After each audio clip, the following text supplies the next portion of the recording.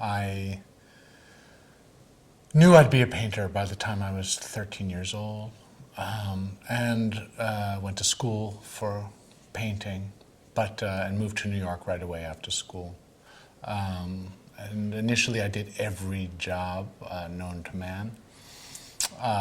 Everything from, I actually, yeah, moving. I've worked for a moving company, bartenders, paralegals. I worked for an advertising agency. I did illustrations. I was a short order cook. One summer, for like 2 months, I danced at a gay club, which was weird. My girlfriend would come and pick me up after the gigs. It was, I'd get like $50 a night. I shingled houses, but then about 22 years ago, I became a personal trainer, and then eventually opened up my own business. It was a kind of funny story where a collector of mine had a friend who was a personal trainer and a novelist, aspiring novelist, and she liked my work, and we made a trade for my work. She trained me at David Barton Gym, and she talked a little bit about being able to control her own time, just training people in the early mornings and then writing during the rest of the day. All of a sudden, David was hiring, and he and I got along really well, and I got certified, and then I went into business for myself. And that's been almost over 20 years that I've owned my own business. And initially it was just to keep myself in the paint, to just pay the bills. But of course, like all things, you dedicate yourself to, and I'm kind of like this, where I really I only do things that if I bother to do them, to kind of really utterly commit. So I really put myself into the work, and it has been very rewarding. I mean, not only financially, but painting is, as you know, a kind of nebulous project. It's one that I have a great deal of faith in, but it's hard to measure how we're benefiting the world. It's not that I don't have faith in it. I have so much faith in that kind of silent alchemy that happens. Even when you sell a painting, you really don't know what a person is seeing. So it's hard to measure. And now, as a trainer and also a physical therapist, I can measure the transformation of my clients, which is amazing.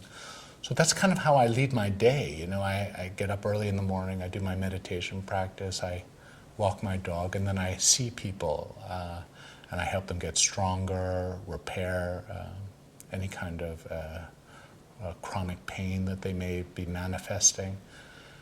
And then midday, I walk the dog again, and then I transition to being a painter. And I paint in my silent, solitary practice, which is really beautiful, and then finish with meditation practice. And those are usually how my days are spent. About 15 years ago, I met my guru. I'm a Tibetan Buddhist practitioner, and my ex-wife and I had a loft, and one of my best friends was his right-hand man for like 9 years before I'd met him, and she asked me if he could teach at my loft, and so I was able to sit in the back of the room, and it was, before that, I had not been a person who had been searching spiritually. I not in any kind of clear way. Painting is one of those things that I think, in a way, ripened me to hear the Dharma. But, again, these things are so slippery. It's hard to know what really led to me being able to hear things, but I was not in pursuit of anything. But when I heard him teaching, it almost seemed like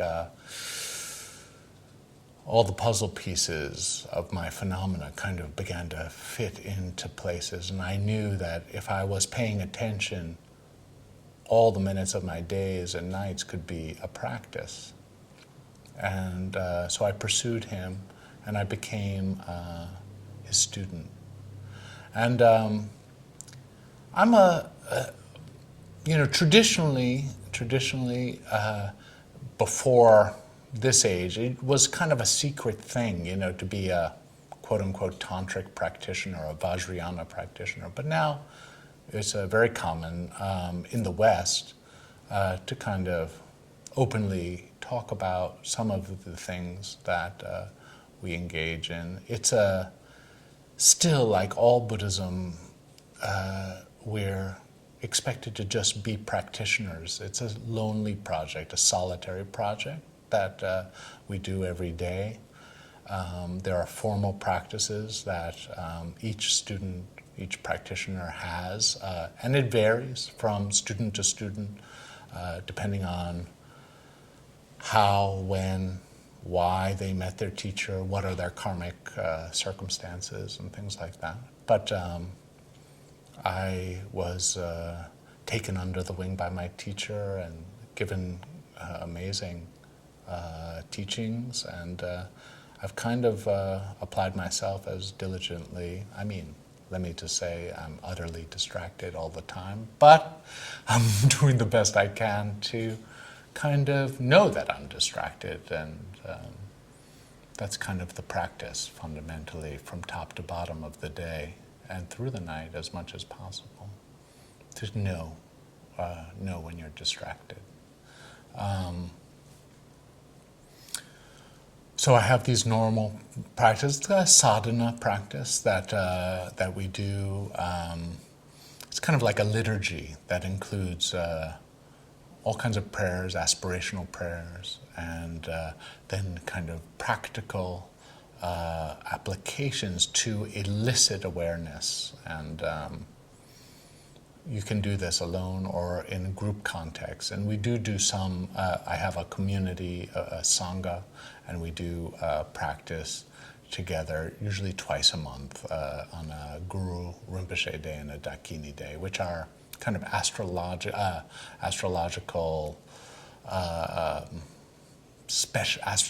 special times of the month that have to do with, the Tibetans are really wild in the detail that they're engaged with, but they're kind of heightened moments to do group practice. And so we do our best to get together and do these feast practices, which are practices to inculcate a kind of expression of non-duality.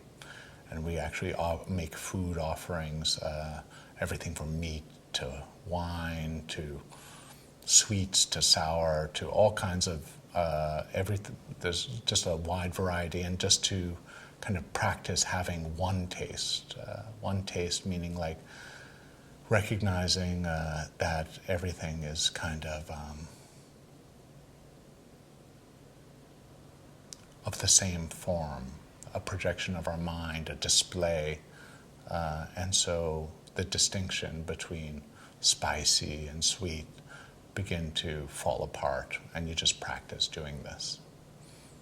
And we kind of make an offering to the Guru, and the Guru in Tibetan Buddhism is fundamentally just an outer expression of the nature of your own mind.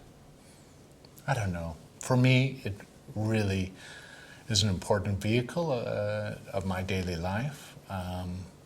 But there are so many vehicles for so many people, and I like to think of it as just, it suits me, and I don't feel solicitous to encourage anybody else to do it one way or the other, but it's a very perfect vehicle for me. I'm just not quite a year and a half out of a 21-year relationship. I was married for 19 and a half, 20, almost 20 years. Could you start that again, because I went blah. Oh, okay, So yeah. Go ahead. So I'm just like a year and a half, not quite a year and a half out of a 21-year relationship.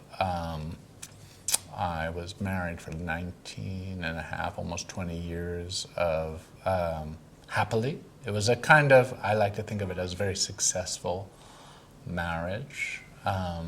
We're still friends. It was relatively amicable breakup. And I think we came to some